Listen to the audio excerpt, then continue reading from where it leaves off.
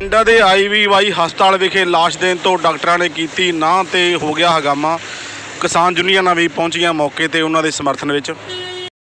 ਭਾਰਤੀ ਕਿਸਾਨ ਯੂਨੀਅਨ ਏਕਤਾ ਸਿੱਧੂਪੁਰਾ ਦੇ ਆਗੂ ਹਰਪ੍ਰੀਤ ਸਿੰਘ ਨੇ ਜਾਣਕਾਰੀ ਦਿੰਦੇ ਹੋਏ ਦੱਸਿਆ ਕਿ IVY ਹਸਪਤਾਲ ਦੇ ਵਿਖੇ ਇੱਕ ਮਰੀਜ਼ ਦੀ ਮੌਤ ਹੋ ਗਈ ਸੀ। ਇਸ ਤੋਂ ਪਹਿਲਾਂ ਵੀ ਉਹਨਾਂ ਦੇ ਪਰਿਵਾਰ ਦੇ ਵਿੱਚ 3-4 ਬੰਦਿਆਂ ਦੀ ਕਰੋਨਾ ਦੇ ਨਾਲ ਮੌਤ ਹੋ ਚੁੱਕੀ ਹੈ ਤੇ ਅੱਜ ਇੱਕ ਮਰੀਜ਼ ਦੀ ਮੌਤ ਹੋ ਗਈ ਸੀ। ਜਦੋਂ ਹਸਪਤਾਲ ਦੇ ਪ੍ਰਬੰਧਕਾਂ ਵੱਲੋਂ ਉਹਨਾਂ ਤੋਂ 4.5 ਲੱਖ ਰੁਪਈਆ ਮੰਗਿਆ ਜਾ ਰਿਹਾ ਸੀ, ਲਾਸ਼ ਦੇਣ ਦੇ ਲਈ 4.5 ਲੱਖ ਰੁਪਈਆ ਮੰਗਿਆ ਜਾ ਰਿਹਾ, ਜਿਸ ਨੂੰ ਲੈ ਕੇ ਕਾਫੀ ਹੰਗਾਮਾ ਹੋ ਗਿਆ ਤੇ ਸਮਾਜ ਸੇਵੀ ਸੰਸਥਾਵਾਂ ਤੇ ਕਿਸਾਨ ਆਗੂ ਵੀ ਉੱਥੇ ਮੌਕੇ ਤੇ ਪਹੁੰਚ ਗਏ। ਜਿਸ ਨੂੰ ਲੈ ਕੇ ਜਦੋਂ ਉੱਥੇ ਹੰਗਾਮਾ ਹੁੰਦਾ ਦੇਖ ਕੇ ਡਾਕਟਰਾਂ ਨੇ ਕਿਤੇ ਨਾ ਕਿਤੇ ਜਾ ਕੇ ਸਮਝੌਤਾ ਕਰਦੇ ਹੋ ਉਹਨਾਂ ਨੂੰ ਸਾਰੇ ਦੇ ਸਾਰੇ ਪੈਸੇ ਛੱਡ ਦਿੱਤੇ ਗਏ। ਦੱਸ ਦਈਏ ਕਿ ਹਰ ਰੋਜ਼ ਇਸ ਤਰ੍ਹਾਂ ਦੇ ਹੰਗਾਮੇ ਬਠਿੰਡਾ ਦੇ ਕਾਫੀ ਸਾਰੇ ਹਸਪਤਾਲਾਂ ਦੇ ਵਿੱਚ ਹੁੰਦੇ ਰਹਿੰਦੇ ਤੇ ਅੱਜ ਵੀ ਬਠਿੰਡਾ ਦੇ IVY ਹਸਪਤਾਲ ਵਿਖੇ ਇਹ ਹੰਗਾਮਾ ਹੋਇਆ। ਇਸ ਪਰਿਵਾਰ ਦੇ 3-4 ਬੰਦੇ ਇਸ ਤੋਂ ਪਹਿਲਾਂ ਵੀ ਕਰੋਨਾ ਦੇ ਨਾਲ ਮਰ ਚੁੱਕੇ ਹਨ ਤੇ ਅੱਜ ਲਾਸ਼ ਲੈਣ ਲਈ ਇਹਨਾਂ ਤੋਂ 4.5 ਲੱਖ ਰੁਪਈਆ ਮੰਗਿਆ ਜਾ ਰਿਹਾ ਸੀ, ਜਿਸ ਨੂੰ ਲੈ ਕੇ ਹੰਗਾਮਾ ਹੋ ਗਿਆ। कोविड में बोल रहे थे रिकवर हो रहा है, अच्छा हो रहा है। अब मेरे पे जितने पैसे थे मैंने सारे खर्च कर दिए, जो भी था मैंने सब कुछ बेच दिया। अब मेरे पास कुछ भी नहीं है देने के लिए, जो कमा के देने वाला था वो तो चला गया। अब मैं कहाँ से इनको पैसे दूँ ला के। कितने पैसे अभी तक ले चुके हैं आपसे, कितने और मांग रहे हैं? 7 लाख के करीब पे खर्च हो गए, अभी 5 लाख और मुझसे मांग रहे हैं ये।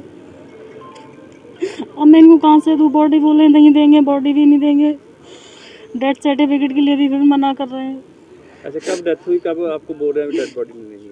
तो मुझसे रात को परसों बोला था कि रिकवर हो रहे हैं, हम वेंटिलेटर हटा देंगे। सुबह मेरे को 3:30 बजे फ़ोन आता है, बोलते हैं हार्ट काम नहीं कर रहा। मुझसे जब से बोल रहे थे रिकवर हो रहे हैं, एंड टाइम पे मुझे धोखा दे दिया कि हार्ट काम नहीं कर रहा है। ख़त्म हो गए 5 बजे सवेरे कल। अब आपकी मांग क्या है? मेरे पे पैसे नहीं है, मैं पैसे नहीं दे पाऊँगी इनको कहीं से भी। अभी ये क्या कह रहे हैं, डेथ बॉडी नहीं दे रहे आपको? नहीं दे रहे, बोल रहे हैं डेथ सर्टिफिकेट भी नहीं मिलेगा पैसे नहीं दोगे तो। अपना की नाम है, की कहना चाहूँगे जरा अस्पताल? मैं सुखपाल सिंह सरां जी, ਸਕੱਤਰ ਭਾਰਤੀ ਜਨਤਾ ਪਾਰਟੀ ਪੰਜਾਬ। ਬਠਿੰਡਾ ਵਿਖੇ यूपी ਤੋਂ ਪਰਿਵਾਰ ਸੀਗੇ ਮਥੁਰਾ ਤੋਂ, ਉਹਨਾਂ ਨੂੰ ਕਰੋਨਾ ਸੀਗਾ ਔਰ ਪੂਰੇ ਦਾ ਪੂਰਾ ਪਰਿਵਾਰ ਜੋ ਉਹਨਾਂ ਦੇ ਵਿੱਚ ਮਰਦ ਸੀਗੇ ਉਹ ਇਸ ਮਹਾਂ ਬਿਮਾਰੀ ਦਾ ਸ਼ਿਕਾਰ ਹੋ ਕੇ ਪੂਰਾ ਪਰਿਵਾਰ ਹੀ ਖਤਮ ਹੋ ਗਿਆ। ਲੇਕਿਨ ਬੜੇ ਦੁੱਖ ਦੀ ਗੱਲ ਹੈ ਕਿ ਇੱਥੋਂ ਦੇ ਜਿਹੜੇ ਹਸਪਤਾਲ ਸੀਗਾ ਉਹਨਾਂ ਨੂੰ 6 ਲੱਖ ਦੇਣ ਦੇ ਬਾਵਜੂਦ ਵੀ 9 ਲੱਖ ਦਾ ਬਿੱਲ ਬਣਾਇਆ ਸੀ। ਹੋਰ ਡਿਮਾਂਡ ਕਰਦੇ ਪਏ ਸੀ, ਸਾਡੇ ਖਰਚੇ ਆਏ, ਪਰ ਇਸ ਦੁੱਖ ਦੇ ਸਮੇਂ ਬਠਿੰਡਾ ਦੀਆਂ ਧਾਰਮਿਕ, ਸਮਾਜਿਕ, ਰਾਜਨੀਤਿਕ ਜਥੇਬੰਦੀਆਂ ਨੇ ਏਕਤਾ ਦਿਖਾ ਕੇ, ਕਿਸਾਨ ਯੂਨੀਅਨ ਨੇ ਵੀ ਬੜਾ ਸਹਿਯੋਗ ਕੀਤਾ। ਸਭ ਨੇ ਇੱਕ ਹੋ ਕੇ ਉਹ ਬਿੱਲ ਵੀ ਮਾਫ ਕਰਾਇਆ ਔਰ ਜਿਹੜੀ ਡੈੱਡ ਬੋਡੀ ਦੇਣ ਤੋਂ ਇਨਕਾਰ ਕਰ ਰਹੇ ਸੀ ਉਹ ਡੈੱਡ ਬੋਡੀ ਦਵਾਈ ਆ। ਅੱਜ ਇਸ ਦੁੱਖ ਦੀ ਘੜੀ ਦੇ ਵਿੱਚ ਹਸਪਤਾਲਾਂ ਨੂੰ, ਡਾਕਟਰਾਂ ਨੂੰ ਇਨਸਾਨੀਅਤ ਦਿਖਾਉਣੀ ਚਾਹੀਦੀ ਹੈ, ਕਿਉਂਕਿ ਡਾਕਟਰਾਂ ਨੂੰ ਅਸੀਂ ਇੱਕ ਭਗਵਾਨ ਦੇ ਰੂਪ ਦੇ ਵਿੱਚ ਮੰਨਦੇ ਹਾਂ ਔਰ ਉਹ ਆਪਣੇ ਭਗਵਾਨ ਵਾਲਾ ਰੋਲ ਅਦਾ ਨਾ ਕਰਕੇ ਇੱਕ ਵਪਾਰ ਵਾਲਾ ਰੋਲ ਅਦਾ ਕਰ ਰਿਹਾ। ਇਹ ਬਹੁਤ ਹੀ ਦੁਖਦਾਈ ਹੈ ਔਰ ਸਰਕਾਰ, ਪੰਜਾਬ ਸਰਕਾਰ ਨੂੰ ਵੀ ਅਸੀਂ ਅਪੀਲ ਕਰਦੇ ਹਾਂ ਕਿ ਇਸ ਪਾਸੇ ਤੁਰੰਤ ਧਿਆਨ ਦੇਣ। ਜਿਸ ਤਰੀਕੇ ਨਾਲ ਲੁੱਟ ਖਸੁੱਟ ਹੋ ਰਹੀ ਆ ਔਰ ਇਹ ਆਉਣ ਵਾਲਾ ਸਮਾਂ ਹੋਰ ਵੀ ਖਤਰਨਾਕ ਹੋਣ ਜਾ ਰਿਹਾ, ਕਿਤੇ ਉਹ ਨਾ ਹੋ ਲੋਕਾਂ ਤੋਂ ਬਿੱਲਾਂ ਦਿੱਤੇ ਜਾਣ और आत्महत्या करने लग जान, ऐसी भी दिक्कत आने वाले समय आने वाली। कहाँ से रहने वाले? मथुरा यूपी। क्या बात हुई है, कहाँ से आए हो? हम लोग मथुरा यूपी से आए हैं। ये मेरा कज़न ब्रदर है छोटा, और 14 अप्रैल को इनको एडमिट कराया था ड्यू टू कोविड। अभी कल सुबह मॉर्निंग में 5 बजे एक्सपायर हो गए वो। उन्होंने बोला कि उनको हार्ट प्रॉब्लम हुआ है और एक्सपायर हो गए। अब ये लोग पेमेंट की बात कर रहे हैं। 9.5 लाख रुपए का बिल बनाया है इन्होंने। 9.5 लाख में से हम लोगों ने अभी तक 5,20,000 रुपये ऑलरेडी हॉस्पिटल को दे चुके हैं। 1 लाख रुपए हमने प्लाज्मा का अलग से इंक्योर किया है। अब जब हम पेमेंट की बात कर रहे हैं तो हम बोल रहे हैं कि इस समय घर की स्थिति बहुत ख़राब है, क्योंकि जो भाई है उनके फादर अभी 6 दिन पहले एक्सपायर हो गए हैं। वो भी हॉस्पिटलाइज थे गुड़गांव में, उनका भी 6-7 लाख रुपये का बिल था, वो हमने क्लियर किया है। उनकी मम्मी भी हालत बहुत सीरियस है, वो भी घर में अभी ट्रीटमेंट पर हैं। और बड़े भाई अभी कुछ महीने पहले ही कोरोना की वजह से ऑलरेडी जा चुके हैं। तो आज की डेट में घर में कोई मेल तो रहा नहीं, पुरुष कोई नहीं है जो कमाई वाला था, और महिलाएं रह गई हैं। हम लोगों से जो हो सका हमने रिश्तेदारों से सब मिलकर मदद करी, लेकिन अब इनके पास इतना न तो कोई पैसा है, न कोई इनके पास में चीज़ें हैं। सारी ज्वेलरी बिक गई, कर्ज जितना लेना था ले लिया। थोड़ा बहुत उम्मीद थी पिताजी के ऊपर, वो अगर आते तो शायद कुछ कर पाते, अब वो खुद ही चले गए।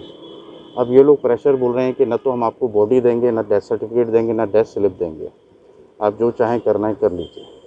बहुत रिक्वेस्ट करने के बाद भी स्थिति नहीं समझ रहे हैं। उनकी वाइफ और 2 बेटियां बैठी हुई हैं, वो रिक्वेस्ट करें लेकिन कुछ समझने को तैयार ही नहीं है।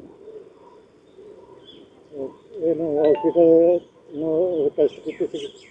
टेस्ट की डॉक्टर मैनेजमेंट ने हॉस्पिटल हमने बात करी थी, कल भी बात की, लेकिन उनका बात करने का रुख है, वो तो उल्टा हमें ये बोल रहे हैं आप लोग चीटर हो, आपने हमें चीट किया। अब ये नहीं समझ रहे हैं कि हमारा भाई चला गया, उनका पति चला गया, बच्चा चला गया, वो अभी पिताजी को खो के चुके हैं, बड़े भाई को खो के बैठे हैं। अगर हमारा इच्छा नहीं होती तो हम ये 5,20,000 क्यों देते भाई? हम लोग ऑलरेडी सारी सेविंग्स कर चुके हैं, कर्ज ले रखा है। अब कर्ज ये समझ में नहीं आ रहा कि ये लेडीज़ कैसे चुकाएंगी? हाउसवाइफ हैं, ये कुछ काम भी नहीं करती। जी, प्रशासन से गल करने की कोशिश कर रहे हैं, हो नहीं पा रही है। हम लोग कोशिश कर रहे हैं बात करने की, लेकिन हॉस्पिटल बिल्कुल सपोर्ट नहीं कर रहा। उन्होंने साफ अभी सुबह भी फ़ोन आया, पहले कल रात को बोला भी था, लेकिन हॉस्पिटल कौन सा है, क्या नाम है इसका? ये IVY हॉस्पिटल है बठिंडा।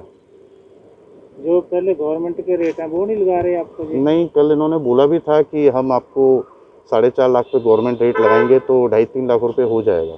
तो मैंने रिक्वेस्ट करी थी कि अगर आप 5 लाख पे लगा रहे हो, अगर आप पहले 5 लाख पे भी लगाओगे तो वो 5 लाख के अंदर ही आ जाएगा।